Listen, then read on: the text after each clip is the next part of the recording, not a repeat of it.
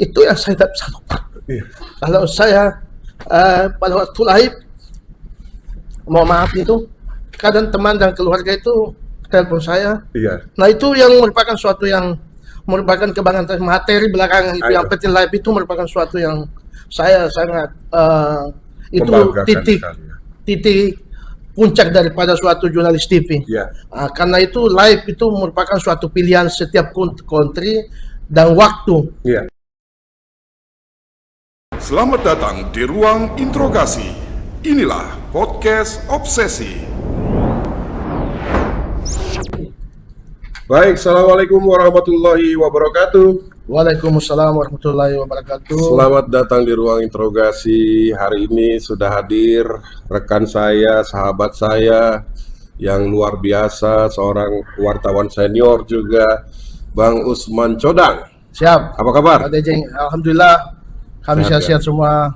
Mudah-mudahan kita semua dilindungi oleh Amin, amin. Siap. Baik, Anda adalah Ketua IJTI Provinsi Kalimantan Utara dan saat ini masih menyandang amanah tersebut ya sampai detik ini. Luar binasa. Ini kayaknya agak sulit untuk digeser ya.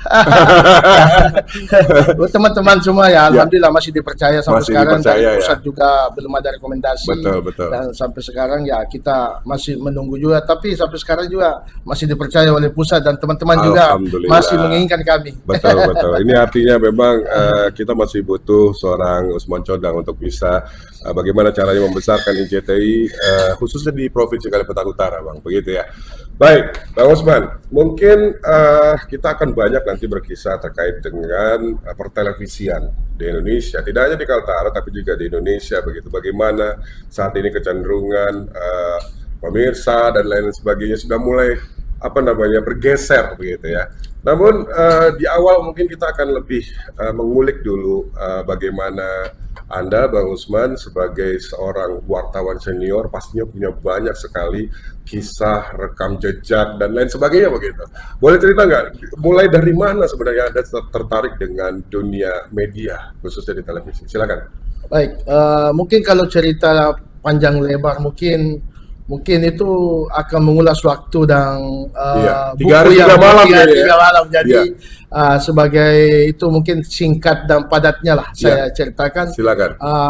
Berawal jadi jurnalis itu berawal dari salah satu senior saya yang di Balikpapan. Oke. Balikpapan yang saat itu saya masih awal merantau ke Balikpapan 2004. Oke. Itu saya dikondisikan teman-teman ikut salah satu stasiun TV hari itu masih RCTI. Okay. Sudah langsung nasional ya? Langsung nasional. Saya ikut hari itu sebagai kalau sekarang namanya stranger.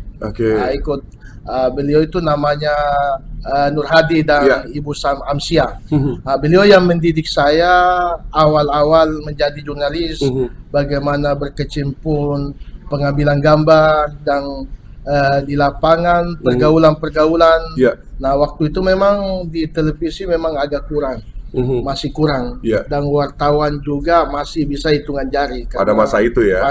Karena semua media-media besar. Betul. Ketertarikan saya itu karena menjadi seorang jurnalis itu memang yoker. Yoker. Maksudnya apa tuh? Yoker artinya semua bisa masuk. Jadi ada privilege gitu ya, ada privilege. Saya bingung sama teman-teman ini pada waktu awal kok bisa dia bercakap tanpa spasi dengan gubernur, dengan Kapolres dan Kapolda. Soalnya tidak ada jarak gitu. Ada jarak. Jadi aku pikir ini suatu yang menyenangkan. Betul, membanggakan juga sekaligus. Betul, membanggakan. Dan ini jarang terjadi karena saya ini orangnya takut sama polisi dulu. Oh ya? Setingkat polisi takut, tapi teman-teman ini setingkat Kapolres, Kapolda biasa aja, Kapolri pun datang biasa aja, bahkan makan sama Kapolda waktu. Jadi saya di situ saya merasa ini termotivasi. Termotivasi. Dengan itu saya mulai belajar sama beliau, sama teman-teman di lapangan. Teman-teman saya selama di Balikpapan itu ngikut sama TV. Ikut sama TV. TV semua sini dari Metro TV, Ya. Trans TV, Trans 7, Kompas TV. Ya, ikut. Pokoknya saya dilepas. Sekedar ikut-ikutan masih ikutan, ya. Habis itu mungkin lama dilepas. Jadi dilepas ikut bergabung dengan RCTI, dilepaskan sendiri bergabung dan kemana-mana sama-sama. Nah, itu pagi siang malam dan Pagi siang malam. karena saya hari itu ditempatkan di Des Kriminal. Oh, wah, itu memang tempat di mana banyak informasi ya. Tapi waktu itu masih belum menikah ya? Udah menikah juga. Sudah menikah. Udah menikah. Oke, baik. Lanjut Ketua. Jadi Des Kriminalnya itu, Mas Ejen Rio itu merupakan tantangan di kriminal itu teh. Kriminal itu artinya kita di lapangan melihat sesuatu, memberikan informasi dan melakukan aktivitas itu memang padat. Kami dituntut untuk di lapangan mengetahui bagaimana kejadian di lapangan, bagaimana situasi di lapangan. Ya. Nah, itu kepuasan tersendiri bagi kami TV. Yes, betul. Tapi dulu statusnya apa? Poltabes apa Polres? Itu kalau di Balikpapan hari itu kadang ke Poltabes, kadang ke Polres. Oh, gitu. Karena Balikpapan Baik. dekat aja Polresnya, Poldanya dekat, kadang ke Polsek juga. Jadi merupakan suatu tantangan yang luar biasa tuh di kriminal itu. Baik tantangan secara spiritual, individual dan keluarga, kadang tertinggalkan. Itu kadang kadang kita makan, Mas Ejen Rio itu kadang kita makan dan minum dengan keluarga di saat ada kriminal. Apakah itu kebakaran, apakah itu pembunuhan, itu kami tinggalkan mereka. Dituntut untuk standby. Untuk standby. Dan bagaimanapun tidak ada kata tidak, karena kami tidak puas dengan kata orang ada di sini. Enggak, kami wartawan TV itu tidak positif dan tidak puas kalau hanya tidak melihat di lapangan. Yes. Nah, harus melihat di lapangan bagaimana kami bisa menceritakan, karena kami bicara dengan visual dengan pengamatan di lapangan. Baik. Tidak pengen diceritain. Jadi merupakan suatu profesi sebagai wartawan kriminal itu luar biasa dari pagi sampai subuh. Sampai subuh ya. Wow. Itu di tahun berapa Bang? Itu tahun 2004, 5, 6 sampai 7 itu masih rawan-rawan itu luar biasa kriminalnya Balikpapan tuh. Baik. Kita mundur sejenak Ketua. Siap. Apakah Anda punya latar belakang jurnalisme pada saat itu? Jurnalis begitu? Atau Anda memang punya hobi menulis misalnya, katakanlah demikian gitu? Atau seperti apa Anda membangun karir itu dengan kompetensi yang ada? Nah, terima kasih Mas Ejen Rio. Itu saya belajar dari otoritak. Karena saya tidak pernah di kampus, tidak pernah juga. Saya jurusan komunikasi. Jurusan komunikasi. Masih ada lah ya. Masih ada lah komunikasi. Komunikasi. S1 saya komunikasi, S2 saya informatika. Oke. Agak jauh sedikit ya. Agak jauh sedikit, tapi masih nyambung lah antara IT dengan komunikasi. Betul. Anda kenapa menyenangi dunia media itu dan juga tentunya menulis toh? Anda juga menulis. Ya menulis. Karena kalau itulah kembali ke pribadi mengenai media itu merupakan tantangan yang sangat membuat saya menjadi senang, menjadi inspiratif karena saya melihat dari situ, karena kembali ke yang tadi yang semua bisa masuk. Semua masuk. Tergantung bagaimana kita membawa diri di lapangan. Tapi yang jelas pada waktu tahunnya itu memang wartawan disegani.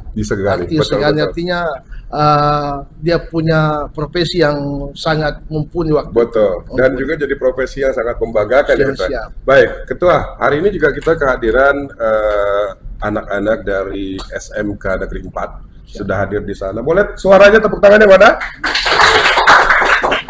Mereka sedang menyiapkan pertanyaan untuk Ketua hari ini. Hati-hati Ketua menjawab pertanyaan Gen Z ya. Kadang-kadang nyelekit gitu ya. Semakin banyak, semakin bagus. Ya. Baik, Ketua. Bisa dibilang bahwa ketertarikan Anda di dunia media adalah karena melihat profesi ini adalah profesi yang cukup membanggakan. And then bisa bertemu dengan siapapun siapapun, petinggi daerah, petinggi negara bahkan begitu. Dan ini menjadi sesuatu yang cukup menjadi prestasi gitu ya kalau kita lihat begitu.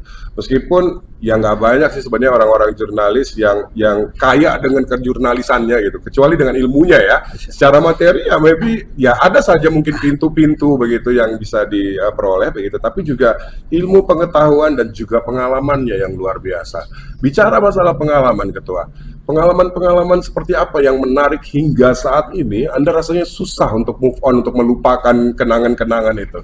Yang kalau selama kenangan yang paling saya tidak bisa lupa itu yang mengenai pada waktu saya meliput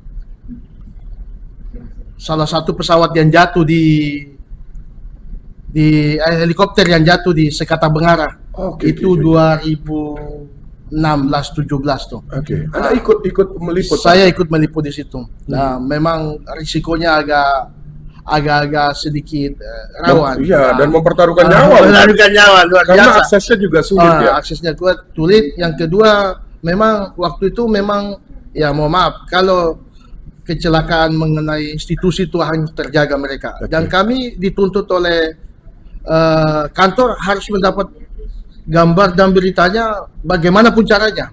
Nah, jadi kami waktu itu menyewa suatu pesawat namanya MAP ke sana dengan biaya yang cukup tinggi.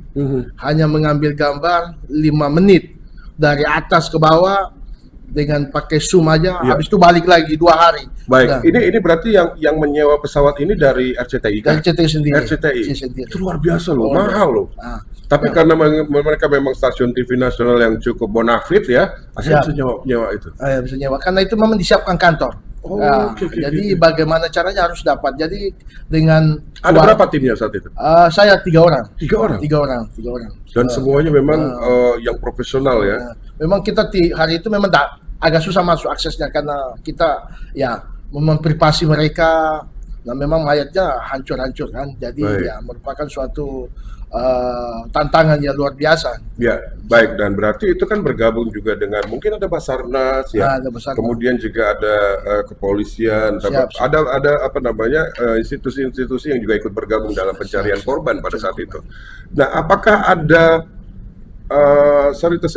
gesekan begitu? Wah, ini wartawan kayaknya ini deh mempersulit kami deh untuk bisa bebas mencari, atau gimana? Mereka responnya seperti apa terhadap awak media ini? Pada waktu itu memang ya namanya dia musibah itu kan sesuatu yang belum terverifikasi, dia institusi itu seharusnya masih melindungi gitu. Nah, tapi kami kan pengen tahu, di media pengen tahu bagaimana, tapi kami paham privasi kita juga sebagai media juga paham kondisi di lapangan, kondisi bagaimana ini yang bisa diambil, ini enggak. Kami paham karena orang lagi berduka itu, kami paham institusi. Jadi tapi setelah kita kolaborasi, kita memberikan pemahaman, dan ini kalau ini merupakan suatu keberhasilan, keberhasilan dan suatu jeripaya dari semua tim dalam pencarian korban, mereka terbuka. Mereka terbuka. Karena mereka pasti juga berpikir bahwa ini awak media juga mesti diselamatin, nggak boleh, harus apa namanya secure gitu kan. Jadi jangan sampai mereka juga ada dapat bahaya, teman-teman dari awak media gitu kan. Jadi ini memang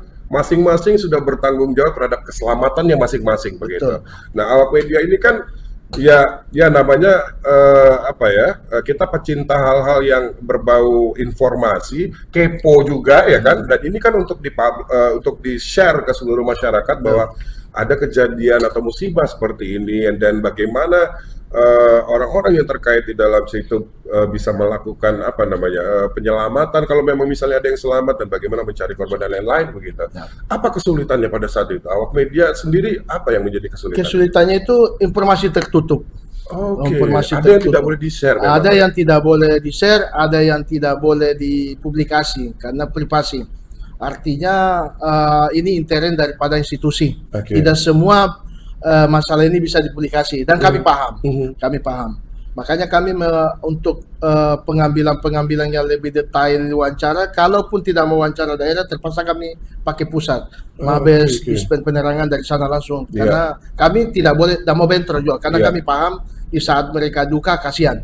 Kita juga harus memahami. Makanya kadang kami kolaborasi dengan Jakarta. Di sini masih terkendala ini, tapi berita ini harus kita dapat, makanya terkonfirmasi dengan di pusat itu, biar Luar lebih biasa, relevan. Siap. Baik, dan ini jadi apa namanya, pengalaman-pengalaman, salah satu saya rasa ini salah satu pengalaman yang susah untuk dilupakan, jadi memori begitu, bahwa awak media itu kerjanya nggak gampang loh, ya kan, kadang-kadang mempertaruhkan nyawa bahkan gitu, dan masyarakat sebagai user gitu ya, dipersembahkan sebuah informasi terkini, terupdate begitu dari para awak media yang mereka nggak tahu prosesnya di gimana gitu. Ada yang mungkin sampai lecet-lecet, ada yang sampai mungkin luka atau apapun itu. Tapi memang awak media ini kayaknya nyawanya 9, kayak nyawa kucing kayaknya gitu ya. Alhamdulillah. Karena kepoismenya ini tadi gitu kan, karena kita ingin bahwa masyarakat dimanapun dia bisa mengakses informasi, bisa apa ya, terinformasi dengan baik. Betul. Begitu, dan update dengan apa yang terjadi di sekitar mereka gitu. Wah luar biasa.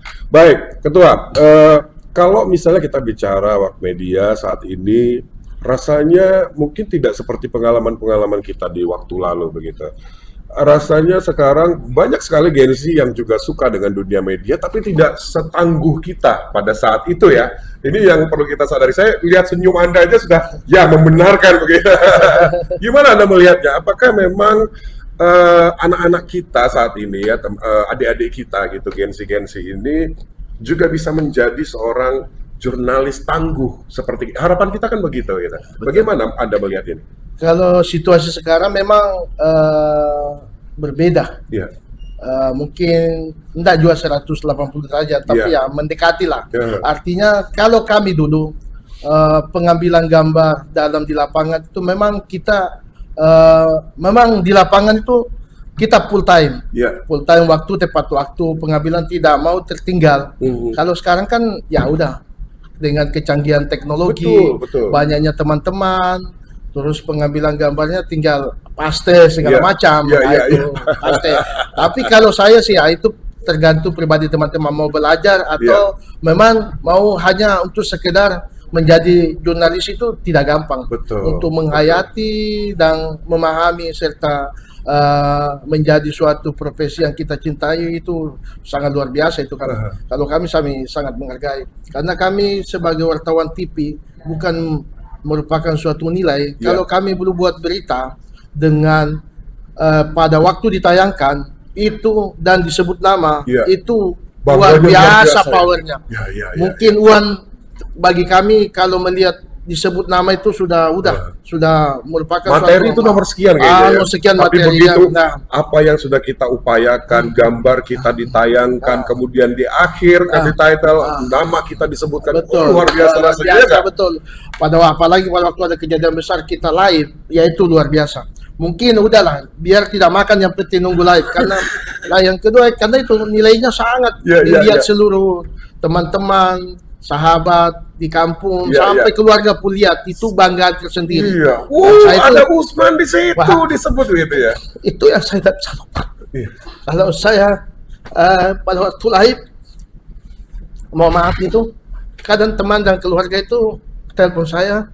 Nah itu yang merupakan suatu yang merupakan kebanggaan materi belakangan itu. Yang penting live itu merupakan suatu yang saya sangat itu titik puncak daripada suatu jurnalis TV. Karena itu live itu merupakan suatu pilihan setiap country dan waktu. Live lewat daripada 1 detik itu pasti ditinggal sama Jakarta.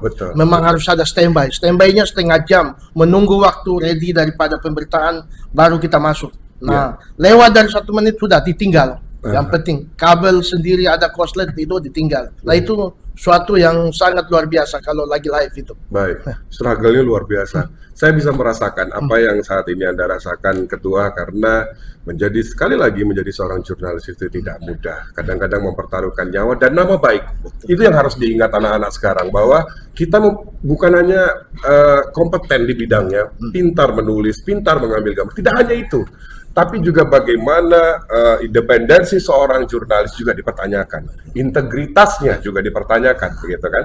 Nah ini yang semuanya bercampur menjadi satu kekuatan, agar makanya saya paham banget kenapa Anda bisa semelo ini, karena memang tidak mudah perjuangan untuk menjadi seorang jurnalis itu tidak semudah membalik telapak tangan. Dan ini Anda rasakan. Betul.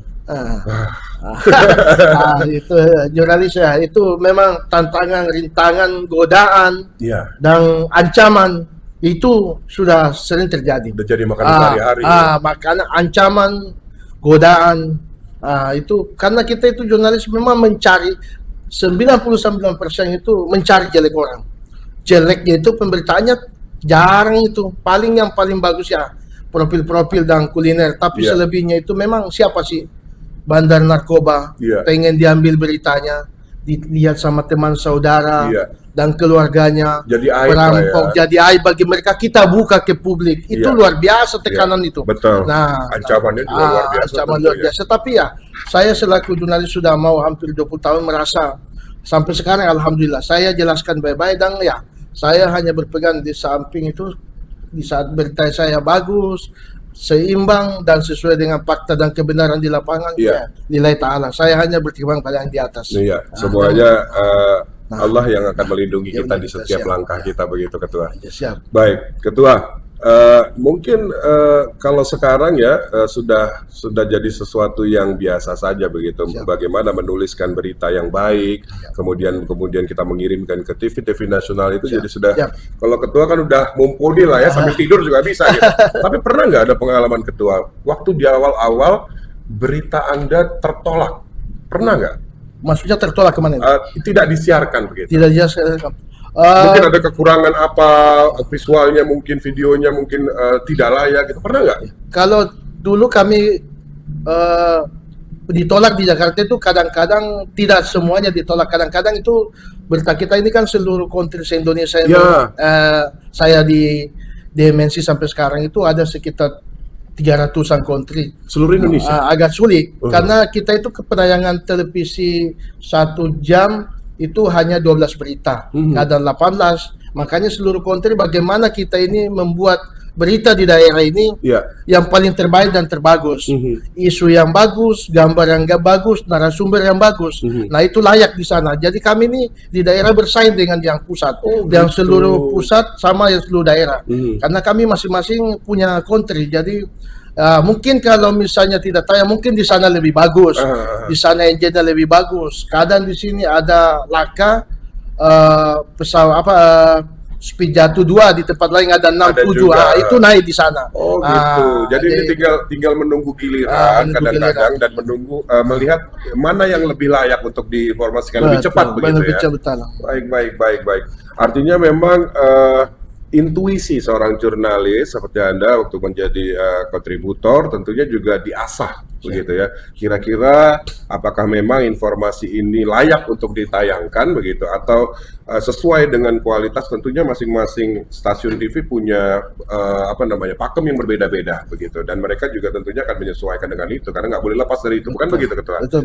Jadi memang sekali lagi tidak mudah ya. Dan semuanya memang harus dilakukan dengan full integritas, full juga dengan independensi. Nah ini yang memang saat ini saya rasa sudah mulai tergerus dengan hal-hal yang banyaklah kita sebutkan banyak faktor sebenarnya.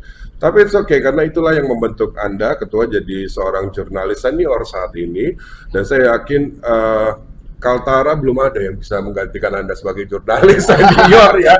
Makanya sampai sekarang masih jadi ketua IJTI karena itu. Jadi kan pengalaman-pengalamannya juga luar biasa. Baik, ini salah satu yang tadi disebutkan terkait dengan musibah gitu.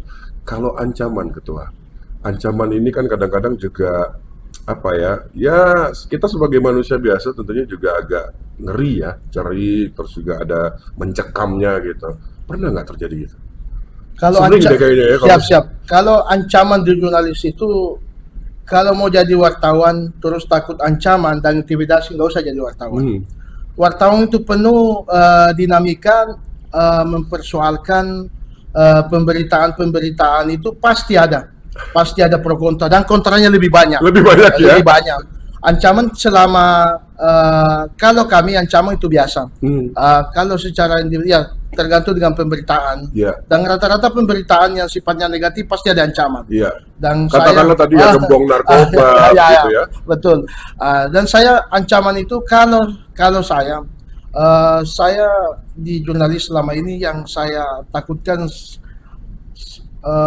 itu kalau ancaman berupa dari masih berseragam dan masih punya kantor, itu masih lumrah. Kita bisa tahu institusi ini, ini. Kadang-kadang yang menyeramkan itu yang menyeramkan itu yang tidak punya kantor dan patah pulpen, itu yang susah. Unknown no itu.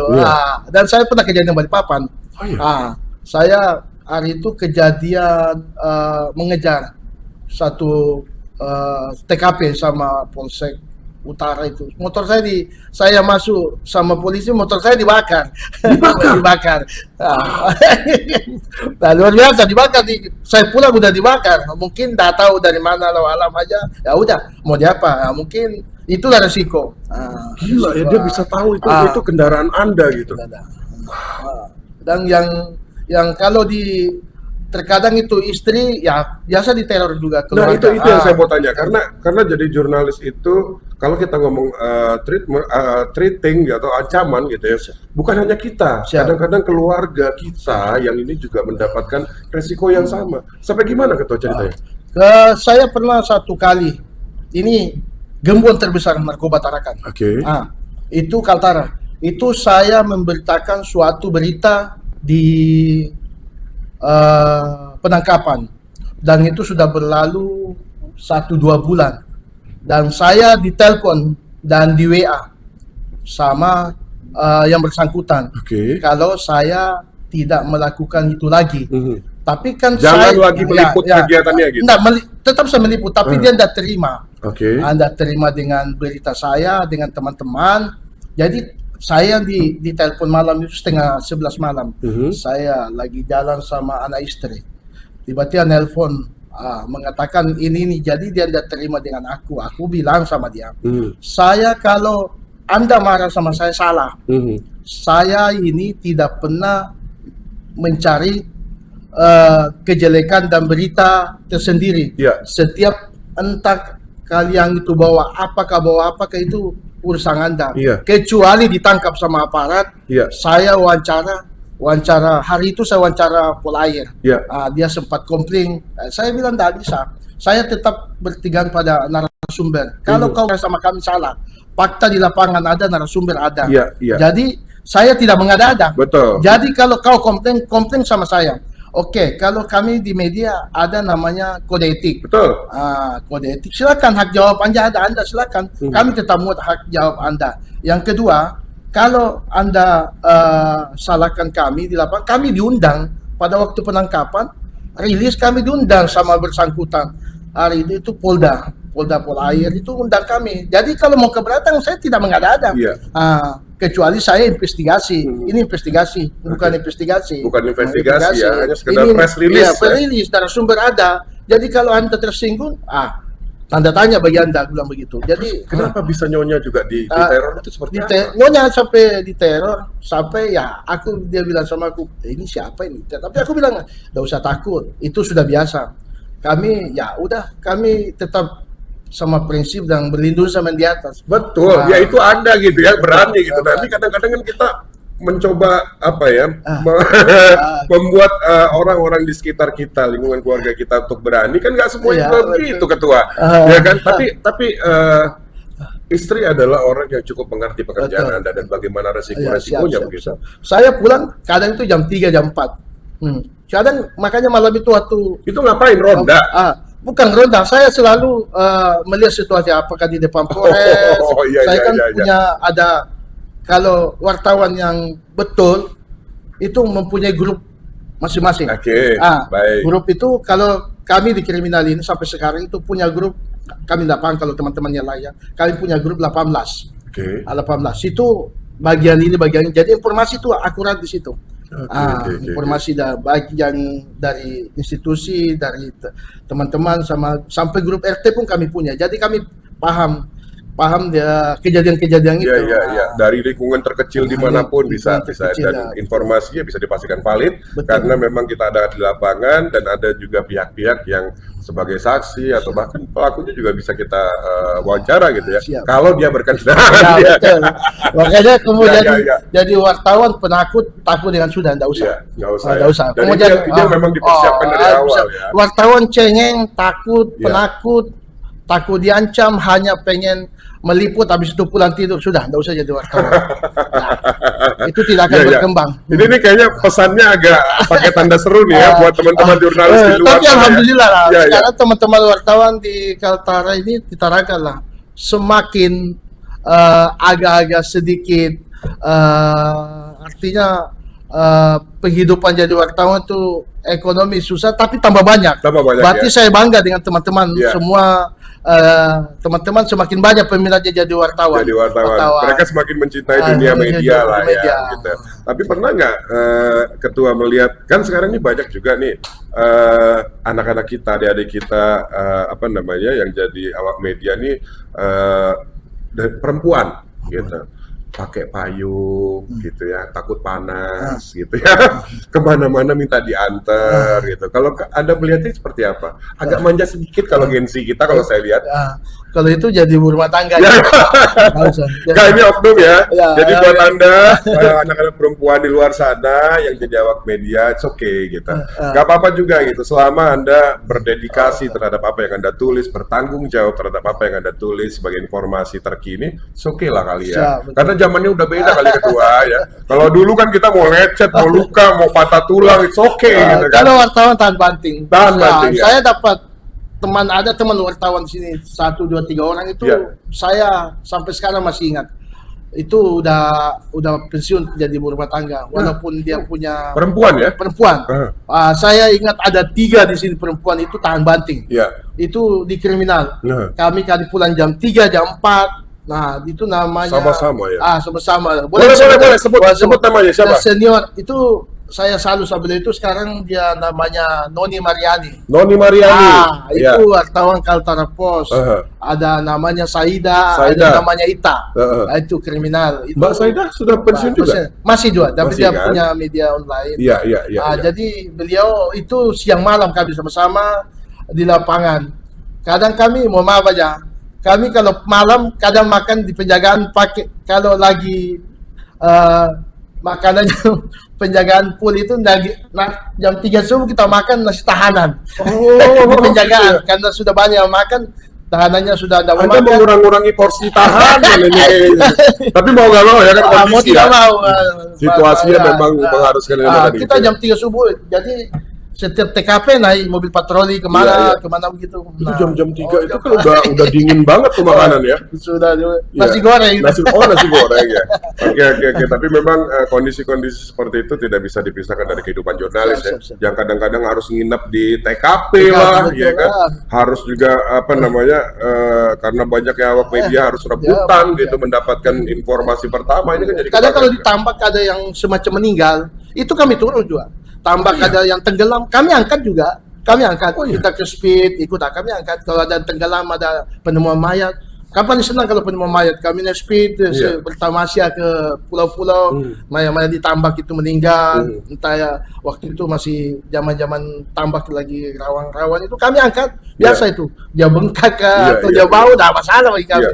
Jadi wartawan itu selain berani tidak boleh jijik. Boleh jijik. Dan itu mohon maaf, mungkin kalau sudah berhari-hari bahkan kadang-kadang kan ada bau yang kurang sedap ya. Tapi bagaimanapun jurnalis ini karena tadi intuisinya sebagai seorang awak media, tidak hanya itu tapi bagaimana mereka melihat kondisi real di lapangan yang itu akhirnya menggerakkan sisi kemanusiaan dari seorang jurnalis. Dan ini semakin tebal kan karena kita sebagai awak media kadang-kadang juga melihat bagaimana korban, kemudian bagaimana keluarga yang ditinggalkan dan lain sebagainya. Ini yang terus mengasah sisi kemanusiaan kita, akhirnya kita menjadi empati, simpati dan lain sebagainya gitu kan. Banyak loh sebenarnya faedah untuk bisa menjadi seorang awak media itu bisa merubah sosok kita kan menjadi jauh lebih baik gitu ya Ketua. Baik, Ketua, kita kasih izin ya mereka boleh. Silakan. Mungkin melemparkan pertanyaan. Oke. Boleh? Salah satu suaranya yang agak nyaring ya, Nak? Proses mencari dan mengolah informasi sebelum disampaikan dalam bentuk berita di televisi. Menurut Bapak, bagaimana perkembangan dunia jurnalis televisi di era media digital saat ini? Terima kasih adik-adik. Mudah-mudahan di antara kalian ada yang jadi jurnalis, Amin. jadi Iya. pimpret, dan jadi orang besar. Amin, amin. Menjadi orang besar itu bisa Bukan jadi- besar badannya ya. Bukan Kalau besar besar badannya. badannya saya sama ketua besar badannya. menjadi orang besar itu banyak jadi jurnalis. Ya, ya. Pejabat semua jadi banyak Betul, jadi jurnalis. betul. Jadi langsung ke pertanyaan tadi. Jadi proses pengambilan gambar di lapangan, pengambilan gambar, bagaimana pengambilan gambar di lapangan secara detail, objeknya yang sifatnya bisa lebih dipahami oleh pemirsa. Terus habis itu kita pengambilannya harus dari sebelah kiri sebelah kanan, biasanya begitu. Yang kedua detail, terus bagaimana memberikan gambar yang bagus, artinya secara keseluruhan misalnya begitu. Terus habis itu kita mencari membuat naskah. Jadi naskah sesuai yang di lapangan, sesuai dengan fakta di lapangan. Tidak boleh kita mengada-ada, gambar tidak boleh kita mengada-ada. Yang ketiga, kita mencari narasumber yang dari kedua belah pihak. Kalau misalnya ada semacam kejadian pencurian segala macam, apa yang dicuri, detail yang dicuri, barang bukti. Kalau yang dicuri barang bukti. Yang kedua, bagaimana kejadian dan kronologisnya kalau naskah dibuat. Narasumbernya itu sama, narasumber harus dibuat kepada yang berkompeten. Kalau misalnya di kepolisian ya tersangka sama pihak humas biasanya, atau Kapolres atau Kapolda kalau kejadian besar. Jadi bisa disajikan di pemberitaan, kita edit bagaimana bagus, bagaimana naskahnya. Kalau naskah dengan media TV dengan media cetak dan online itu berbeda. Kalau naskah TV hanya sedikit, tapi yang bermain visual. Jadi yang membedakan itu. Jadi bagaimana bisa disajikan bagus tergantung pengambilan gambar yang bagus. Narasumber yang bagus supaya pemirsa bisa lihat. Kalau narasumber kita bagus ya pasti top itu, pasti berita kita bagus. Nah itu. Mungkin kalau mau belajar di lapangan silakan. Kami IJTI siap. Kasih tepuk tangan dulu. Terima kasih Rayu. Nah ini sebelum kita menuju ke pertanyaan selanjutnya, Ketua, apa yang tadi sudah Anda sampaikan ke anak-anak kita ini bahwa sekali lagi untuk membuat visual itu berbicara kan nggak gampang ya. Artinya memang harus ada kemampuan untuk menggunakan gadget atau kamera yang kita gunakan. Kalau Ketua dulu nggak pakai HP dong, pakai kamera ya. Kalau sekarang kan HP udah canggih-canggih. Canggih. Ya itu makanya sekarang lebih mudah begitu. Tapi kalau dulu bagaimana kita mau ngambil gambar harus pakai kamera khusus begitu. Betul. Nah ini kan juga berbeda ya, zamannya sudah berbeda. Kalau sekarang udah tinggal begini, barangnya udah langsung menyesuaikan dengan apa yang kita ambil gitu. Sebenarnya jauh lebih mudah ya gitu ya. Betul. Tinggal kemudian adalah bagaimana menulis skripnya, skrip beritanya gitu. Tidak harus panjang, tapi bagaimana mewakili visual yang akan kita mainkan di situ. Karena visual yang harus lebih banyak berbicara untuk televisi begitu ya. Baik, Ketua, ini terkait dengan pertanyaan tadi dari Dani gitu ya. Ini yang sudah kita di awal tadi kita bicarakan terkait dengan kecenderungan pemirsa sekarang yang sudah banyak meninggalkan televisi ya, karena kemajuan teknologi juga sekarang semuanya ada di dalam genggaman, ada di dalam gadget, ada di dalam handphone lah kita katakan begitu. Nah ini tentunya juga kadang-kadang mendegradasi semangat dari wartawan untuk bisa bekerja maksimal gitu, karena televisi sekarang udah nggak banyak yang nonton TV nih, atau semuanya pada menonton HP nih. Gimana Anda menanggapinya seperti apa? Sekali lagi semangat wartawan itu tidak pernah pudar. Luar Bagaimanapun mau hujan panas, mau lagi tidak baik-baik, tetap harus dijalani. Kami sebagai wartawan mengenal itu tidak ada. Namanya lagi televisi tidak baik-baik aja, di jiwa wartawan tidak ada. Tidak ada ya? Tidak ada. Pokoknya jiwa wartawan tetap jiwa wartawan. Mengenai perkembangan zaman, entah bagaimana adanya jejak digital itu, kalau ditanamkan jiwa jurnalis itu semua lewat. Artinya memang saat ini pertelevisian sedang tidak baik-baik saja. Betul. Semua stasiun TV terbesar, menengah, kecil, terbesar di pusat itu goyang. Ya. Goyang. Sudah banyak ya. Sudah banyak goyang. Bahkan inilah kami sebagai jurnalis tidak boleh mengatakan aib ini buat kami. Jurnalis buat kami di kantor, enggak. Katakan yang salah, yang benar, benar. Jadi memang TV pertelevisian sekarang ini sangat tidak baik-baik saja. Banyak televisi nasional sekarang itu ada yang tutup. Bahkan satu dari sekian banyak 9 stasiun TV besar di sana itu sedang banyak yang di PHK. Betul. Besar-besaran bahkan. Besar-besaran, dan itu bukan sedikit, ada ribuan. Bahkan mendekati mungkin tahun ini ada lagi yang tutup itu. Karena dia tidak mampu bersaing dengan situasi sekarang. Situasi karena adanya TV-TV streaming, adanya medsos, TikTok, itu sangat mempengaruhi, utamanya di iklan. Di iklan. Memang kalau di televisi kita beriklan itu televisi nasional sangat besar. Itu dengan per detik, 30 detik. Kalau rata-rata 2 menit itu bisa mencakup 120 sampai 180. Tergantung booking time. Booking time itu pagi, siang, malam.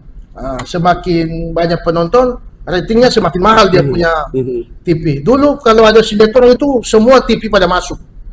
Iklan. Iklannya masuk. Iklan semua. Bayangkan iklannya kadang-kadang itu, 10-20 kapan sinetronnya dinonton lagi. Nah, itulah penghasilan. Jadi sekarang terlihat sinetron nggak ada. Iklan nggak mau pasang. Sekarang macam-macam di TikTok muncul sendiri. Tapi itu tidak menyurutkan bagi kami sebagai pelaku jurnalis di lapangan. Mungkin mempengaruhi perusahaan TV-nya ya. Tapi kalau ini kita kaitkan dengan dengan jurnalis, dengan awak media, rasanya tidak ada itu. Tidak ada kendala, tidak ada onak duri gitu. Pokoknya kalau sudah jadi wartawan ya wartawan aja gitu. Betul. Apapun yang terjadi Anda akan selalu mencari berita terupdate, terbaru, terfresh gitu. Ya kan. Ini luar biasa. Kasih tepuk tangan dulu. Sambil minum, Ketua. Siap. Baik, dan ini memang jadi satu mentality yang harus dimiliki oleh seorang jurnalis atau awak media atau wartawan bahasanya begitu. Dan untuk bisa menjadi seorang wartawan sekali lagi bukan pekerjaan yang mudah, karena banyak berbagai sisi dari bukan hanya kemampuannya, tapi Anda secara manusia juga harus mentalnya juga harus kuat, kemudian ketahanan tubuhnya harus kuat, berani untuk tidur di TKP yang kadang-kadang yang bahaya bahkan ya, karena menunggu informasi-informasi terbaru yang akan nanti dipersembahkan untuk masyarakat atau pemirsa, itu menjadi tanggung jawab seorang jurnalis. Dan informasi-informasi itu jadi sesuatu yang luar binasa. Penyakit wartawan itu hanya 2.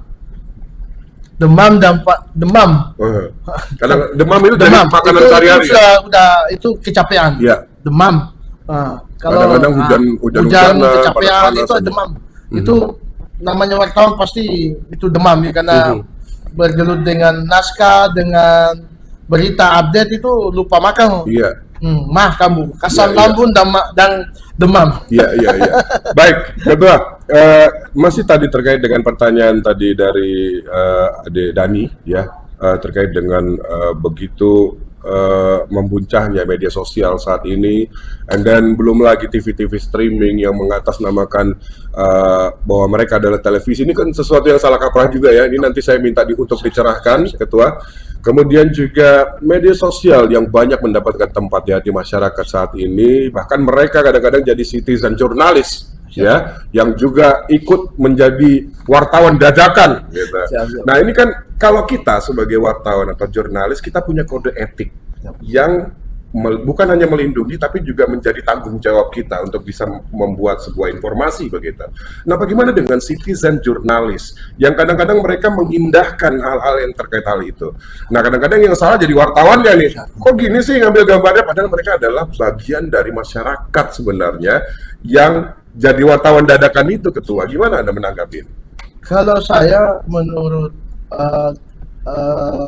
apa yang Enjen Mas Rio yang bicarakan tadi, kita sebagai jurnalis itu tidak segampang dulu, tidak segampang mendapatkan kartu pers. Menjadi wartawan kan lama baru dapat. Iya. Ada tes-tesnya kalau nggak salah juga ada ya. tesnya, Tes tertulis dan lain dan sebagainya. 2 tahun baru dapat kartu pers. Sekarang hari ini mau dapat kartu pers itu mau berapa ribu bisa semua. Kami dapat itu 2-3 tahun baru dapatkan. Penuh perjuangan, itu tahapan-tahapan seleksi kantor baru mendapatkan. Menjadi mendirikan media itu tidak sekami inilah yang sekarang kami lagi koordinasi dengan Dewan Pers. Sekarang membuat suatu media itu gampang betul. Punya uang dan modal, itu semua bisa dibuat. Membuat media, misalnya online itu sudah hanya bermodalkan 6 juta, 5 juta, sudah bisa jalan. Pada 12 sudah bisa jadi direktur, sudah bikin media. Padahal ini kan punya konsep dan regulasi yang memang harus ditata oleh Dewan Pers ini. Perizinan dan lain sebagainya. Perizinan segala macam, karena menjadi paradigma. Paradigma. Nah, kebebasan ini yang sering menjadi kami sebagai pelaku jurnalis ini merasa miris sedikit. Kenapa tiba-tiba mau jadi wartawan, basicnya bagaimana? Yang kedua, gampang betul dan itu muncul mau dalam tanda tanya itu di dalam situasi politik pasti muncul itu, Pak. Yes, karena di situ tempatnya bahasa banget ketua, ya kan? Di mana kita bisa mengumpulkan pundi-pundi begitu. Makanya dia di situ dipakai untuk menyerang satu lawan politik lain untuk ini dipakai itu bagian daripada preman jurnalis lah. Kalau saya katakan preman jurnalis lah. Sorry itu saya kita harus agak sedikit kasar ya. Ini tidak boleh dipakai itu preman jurnalis hanya untuk mendendamkan sesuatu, diatur oleh sesuatu hanya untuk berpegang kepada media. Itu tidak bisa itu, karena kami sebagai suatu pelaku jurnalis ini tidak boleh kita lakukan itu, karena punya regulasi dan kode etik. Betul. Kode etik. Belum lagi perjuangannya untuk bisa mendapatkan ID press saja nggak gampang, segampang itu. Boleh kalau ada yang begitu silakan, itu punya harus itu namanya. Makanya kami itu teman-teman baik dari PWI, JTI, SMS itu namanya UKW. UKW inilah di sini yang dididik ini. Uji kompetensi wartawan. Makanya ini yang sangat diperlukan di lapangan. Yang punya UKW pasti paham. Dan paham kode etik. Kode etik pengambilan semua sampai dia tata krama daripada sopan dan adab. Jadi di media itu bukan hanya sesuatu yang kita perjuangkan, media itu punya adab juga. Adab itu kode etik. Etika pengambilan gambar, pengambilan narasumber ke publik, bagaimana narasumber kita kepada narasumber, ada sopan santun. Jadi media itu sangat sesuatu yang sangat kita hargai dan merupakan sesuatu yang harus kita pertanggungjawabkan, dan itu pertanggungjawab ke publik, ke masyarakat, dan akhirat nanti. Betul. Jadi apa yang kita lakukan semuanya juga harus dipertanggungjawabkan, bukan hanya kepada sesama manusia, tapi nanti di hari akhir itu harus diingat loh, sebagai seorang yang beragama ya tentunya juga ini jadi bagian yang harus kita concern terkait hal itu. Tapi kadang-kadang gini ketua, ini juga datangnya dari masyarakat sendiri gitu. Dia tahu ini bisa menulis berita dan bisa dibayar murah begitu, dan kadang-kadang mau tidak mau kejadian-kejadian premanisme jurnalis itu terjadi begitu ketua. Gimana? Kalau saya sih kembali ke masyarakat. Masyarakat harus menilai melihat regulasi daripada media itu. Media ini dari mana sih asalnya? Yang kedua, apakah dia terdaftar Dewan Pers? Apakah dalam pemberitaan bisa melihat ada keseimbangan? Yang paling penting keseimbangan. Karena menulis berita dan memberitakan itu tidak pakai opini. Betul. Pakai fakta di lapangan.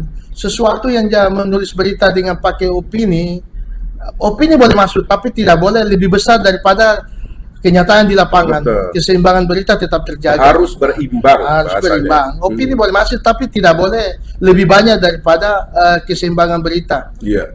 Itu yang paling penting. Iya. Mungkin kalau mau ada berita yang ada opininya ya tulis artikel aja kali ya. Betul, artikel aja, betul. Ini kan banyak sekali Iya. terjadi Ketua. Jadi kadang-kadang kita melihat di media sosial ada ya teman-teman di luar sana yang memberitakan sesuatu, tapi dia menggunakan point of view-nya sebagai seorang penulis gitu. Nah ini sebenarnya dilarang loh gitu. Jadi tidak diperbolehkan sebenarnya seorang wartawan itu menggunakan point of view-nya atau opininya untuk bisa menuliskan informasi. Bisa nggak boleh, haram hukumnya kalau kita di wartawan toh. Nah, itu kami harapkan sampai sekarang ke pihak Polda dan Polres dan penegak hukum. Kalau misalnya ada sesuatu yang sifatnya pemberitaan yang tidak diterima oleh narasumber tanpa cross check di lapangan dan menyalahi aturan yang ada dan sesuai dengan kode etik dan undang-undang pers, silakan laporkan. Laporkan. Di laporan nanti itu pasti ada keseimbangan yang dipertanyakan oleh pihak berwajib. Ya, kami kan media yang jelas itu Dewan Pers pasti ada daftarnya.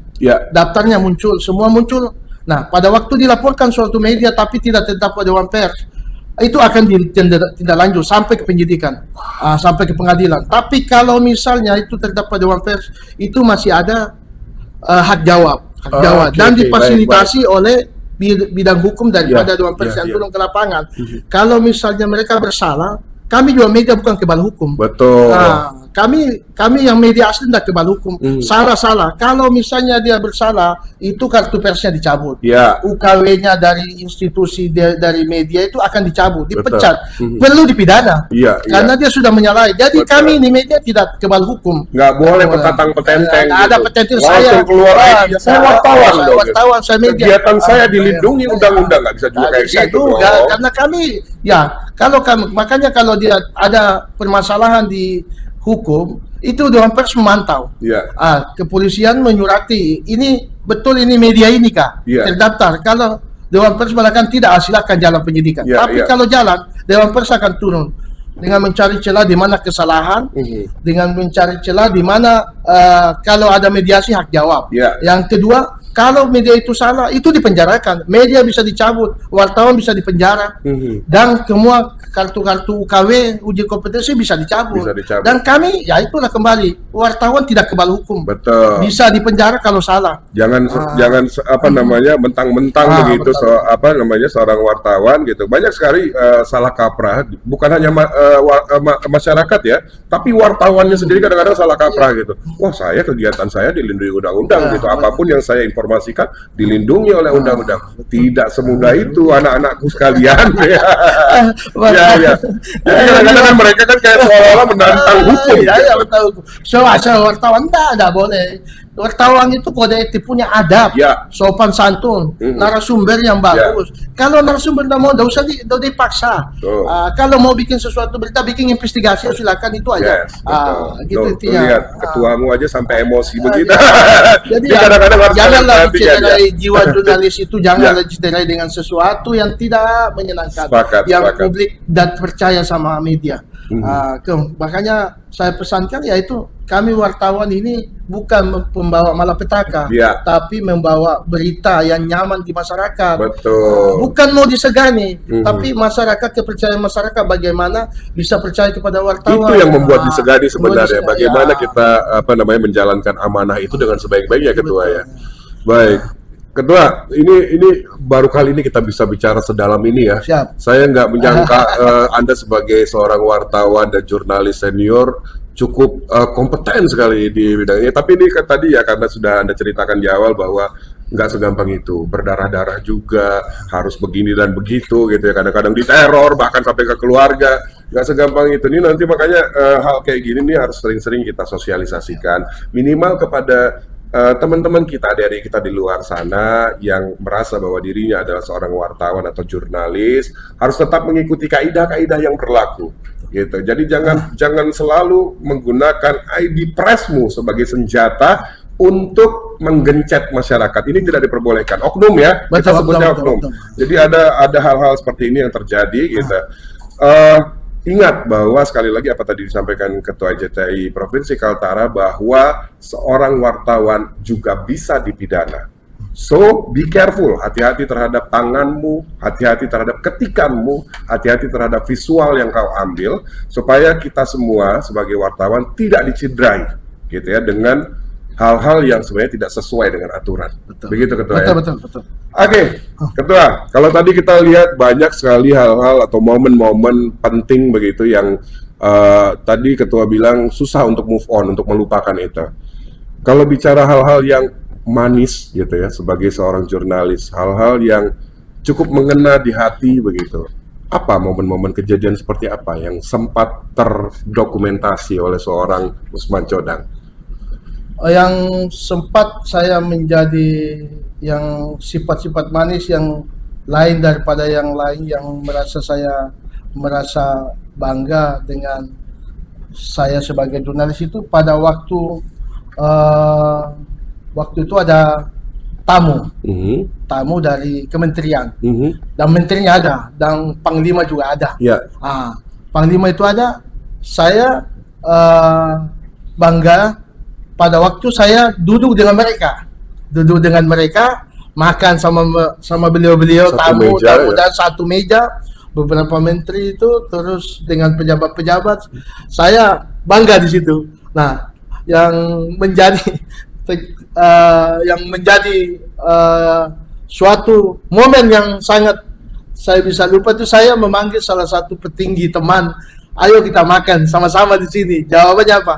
Kamu makan, nanti kami jaga. Padahal pangkat beliau itu tinggi juga itu.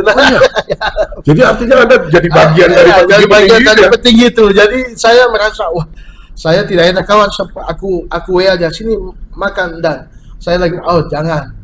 Kamu aja di situ. Kalau saya di situ bisa-bisa saya karena ada hierarkinya ya kan. Cuman kita sebagai wartawan kadang-kadang kan nggak enak gitu.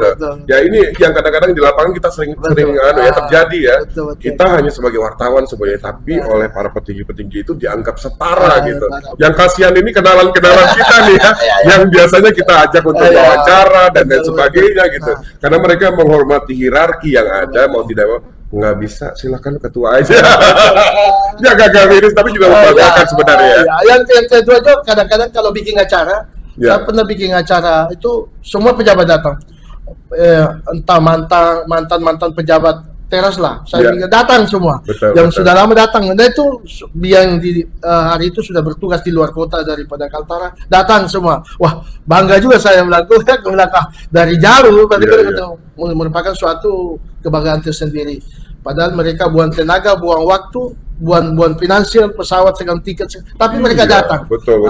Jadi ini memang hal-hal luar biasa yang kadang-kadang kita alami sebagai wartawan, yang kadang-kadang kita nggak expect itu terjadi gitu kan. Kita bisa satu meja dengan menteri, satu meja mungkin dengan presiden kadang-kadang, karena mereka cukup menghargai dan mengapresiasi profesi kita sebagai wartawan gitu. Jadi kalau misalnya nanti teman-teman di luar sana yang bercita-cita yang menjadi pejabat tapi tidak terlaksana, jadi orang media aja gitu. Karena juga kadang-kadang kita juga bisa dianggap setara oleh mereka gitu. Baik, Ketua. Saya hari ini semakin bisa membuka dimensi saya berpikir terkait dengan bagaimana susah, senang, sedih, sedan begitu ya sebagai seorang awak media yang Anda jalani selama ini. Untuk menjadi seorang Usman Codang yang sekarang ini nggak gampang. Banyak hal-hal yang kadang-kadang juga menguras air mata, bahkan menakutkan, menyeramkan juga terjadi. Saya adalah salah satu orang yang juga cukup bangga ketika melihat Anda dari televisi, reportase atas suatu kegiatan gitu ya. Saya juga seorang awak media, seorang jurnalis yang tidak bisa ada di posisi Anda, gitu ya. Tapi Anda punya kesempatan dan dikasih peluang oleh Allah Subhanahu Wa Taala, begitu ya. Anda bisa menjadi seorang yang dikagumi oleh para awak media di luar sana, di Kaltara lah paling tidak minimal, gitu ya. Kadang-kadang ada juga rasa iri gitu ya. Aduh, Bang Usman bisa di TV, kapan ya saya ada di situ gitu. Tapi memang tidak semudah itu gitu ya. Kalau memang ingin menjadi seseorang yang bisa dikenal, makanya Anda sampai sekarang kan cukup bangga dengan title sebagai awak media gitu ya. Betul. Bang Usman, apa yang ingin Anda sampaikan terkait dengan pengalaman-pengalaman Anda selama ada di lapangan yang tadi kita sebutkan tidak mudah itu, kepada anak-anak kita di luar sana, kepada keluarga mungkin. Karena mau tidak mau akhirnya kita bisa mengangkat harkat derajat keluarga kita ya. Kalau kita sudah ada di TV itu kan dengan kegiatan kita sebagai seorang awak media juga kadang-kadang membanggakan orang-orang di kampung, keluarga kita gitu. Apa yang ingin Anda sampaikan? Terima kasih mungkin kepada siapa saja yang mungkin selama ini membantu juga karir Anda di media gitu. Silakan Ketua. Pertama-tama saya berterima kasih kepada Yang Kuasa. Hingga saat ini saya masih diberi kesehatan, diberi umur panjang, dan diberi sesuatu yang lain daripada yang lain. Artinya kesehatan, rezeki, dan keluarga. Yang saya paling saya kagumi sampai sekarang adalah istri saya. Istri saya tidak pernah menanyakan sesuatu kalau saya kerja. Entah pagi, siang, malam, subuh, kalau saya sudah pegang kamera itu dia biarkan saya. Itu suatu kebanggaan saya tersendiri dan menerima apa adanya saya. Artinya saya bekerja tidak dilarang, walaupun itu ada acara keluarga, tetap kalau saya bilang lagi ada liputan, tidak bilang stop dulu, tetap jalani profesi sesuai dengan kerjaan. Karena itu merupakan di situ tempat kami makan, dan saya sendiri sebagai jurnalis bangga dengan teman-teman senior saya yang telah mendidik saya, terutama kepada senior yang mendidik saya itu di Balikpapan itu Nur Hadi dan Hamsia. Itu merupakan suatu kebanggaan saya sebagai mereka yang mendidik saya sehingga begini.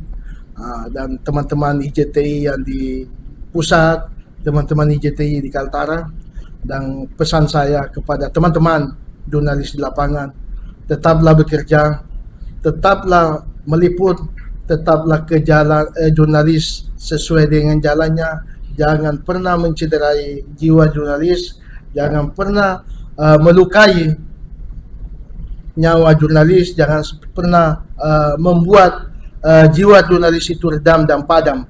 Tetaplah memberitakan sesuatu yang sesuai dengan di lapangan, fakta di lapangan. Jangan pernah gentar dengan siapapun demi kebenaran. Jangan pernah mengalah hanya dengan sekelompok orang yang hanya ingin mengurangi rasa jiwa jurnalis. Tetap semangat, tetap hanya satu, berpegang kepada Tuhan Yang Kuasa. Tidak ada kata tidak ada kata berhenti untuk jurnalis, untuk kebenaran. Baik, luar biasa. Pemirsa, Usman Codang, Ketua IJTI Provinsi Kaltara. Kita kasih tepuk tangan dulu untuk beliau. Luar biasa. Baik, Ketua, mudah-mudahan cerita Anda hari ini, perbincangan kita yang singkat tapi dalam ini bisa menginspirasi teman-teman di luar sana sebagai wartawan dan juga kepada masyarakat supaya mereka bisa semakin memperluas dimensi berpikirnya bahwa wartawan ini adalah sahabat masyarakat. Kita adalah orang-orang yang ada di garda terdepan untuk bisa menginformasikan segala sesuatu. Dan perjuangan Anda menjadi seorang jurnalis tentunya juga punya banyak aturan, rules ya yang harus tetap diikuti sampai detik ini, sampai Anda ada di posisi sebagai wartawan senior begitu. Saya yakin semua yang ada di luar sana, utamanya teman-teman jurnalis, cukup bangga dengan kehadiran Anda. IJTI Kaltara mungkin menjadi satu wadah gitu ya. Di samping juga ada beberapa organisasi-organisasi media lainnya yang juga menaungi para wartawan. Tapi saya rasa IJTI akan mampu di bawah kepemimpinan Anda untuk bisa selalu menjaga esensi sebagai seorang awak media begitu. Terima kasih banyak untuk ceritanya hari ini. Terima kasih banyak juga untuk ilmu dan juga wawasannya hari ini. Sekali lagi mudah-mudahan ini bermanfaat. Thank you banget Pak Ketua. Terima kasih. Sehat selalu. Amin. Mudah-mudahan selalu lancar. Salam sama keluarga. Siap. Dan sekali lagi IJTI tetap ada di Amin. terdepan. Iya, luar biasa. Terima kasih sekali lagi. Siap, terima kasih. Salam sehat dan Siap. mudah-mudahan apapun yang Anda lakukan di luar sana sudah nggak yang beresiko lagi. Baik, terima kasih sekali lagi. Siap. Kita harus menutup ini. Assalamualaikum warahmatullahi wabarakatuh. Waalaikumsalam warahmatullahi wabarakatuh. Terima kasih Anda telah bergabung bersama Podcast Obsesi. Sampai jumpa di episode berikutnya.